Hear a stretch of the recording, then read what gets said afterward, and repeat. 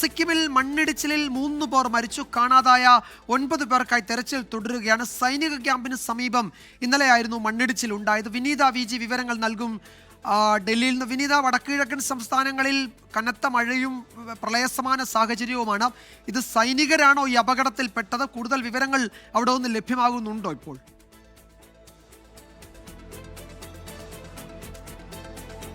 വിജയകുമാർ സൂചിപ്പിച്ചതുപോലെ ഈ വടക്കുകിഴക്കൻ സംസ്ഥാനങ്ങളിൽ മഴക്കെടുതി അതിരൂക്ഷമായി തന്നെ തുടരുകയാണ്. ഇപ്പോഴും പല സംസ്ഥാനങ്ങളിലും ശക്തമായിട്ടുള്ള മഴ തുടരുന്നതായിട്ട് തന്നെയാണ് നമുക്ക് റിപ്പോർട്ടുകൾ ലഭ്യമായിരിക്കുന്നത്.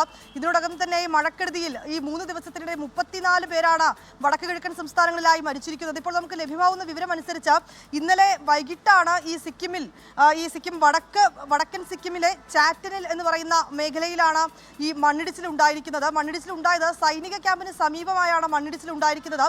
ഇതിൽ 3 പേർ ഈ മണ്ണിടിച്ചിലിൽ മരിച്ചതായിട്ടാണ് റിപ്പോർട്ടുകൾ. ഈ മരിച്ചത് ആരാണെന്ന് ഇനിയും സ്ഥിരീകരിക്കാനായിട്ടില്ല. 3 പേരുടെ മൃതദേഹങ്ങൾ കിട്ടിയിട്ടുണ്ട്. ഇത് സംബന്ധിച്ച് കൂടുതൽ പരിശോധനകളൊക്കെ തന്നെ പുരോഗമിക്കുകയാണ്. അതേസമയം സൈനികരടക്കം 9 പേരെ കാണാതായതായും ചില റിപ്പോർട്ടുകൾ നമുക്ക് ലഭ്യമാവുന്നുണ്ട്. ഇവർക്കായി തിരച്ചിൽ ഊർജിതമായി തന്നെ പുരോഗമിക്കുന്നു എന്നാണ് നമുക്ക് മനസ്സിലാക്കാൻ കഴിയുന്നത്.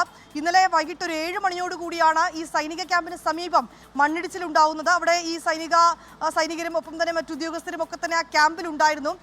ചെറിയ ചില സ്ഥിരീകരണങ്ങൾ കൂടി ഈ ഘട്ടത്തിൽ നമുക്ക് ലഭ്യമാകേണ്ടതുണ്ട് ഈ സൈനിക മേഖലയിൽ നിന്നൊക്കെ തന്നെ. അതുകൊണ്ട് തന്നെ നമുക്കിപ്പോൾ ലഭ്യമാവുന്ന വിവരം അനുസരിച്ച് 3 മരണമാണ് റിപ്പോർട്ട് ചെയ്തിരിക്കുന്നത്.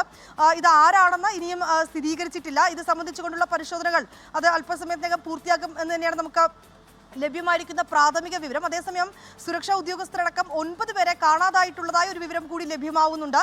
ഇവർക്കായുള്ള തിരച്ചിൽ ഇപ്പോൾ ഊർജിതമായി നടക്കുന്നുവെന്നാണ് നമുക്ക് അധികൃതരിൽ നിന്നടക്കം ലഭ്യമാകുന്ന വിവരം. വിജയകുമാർ.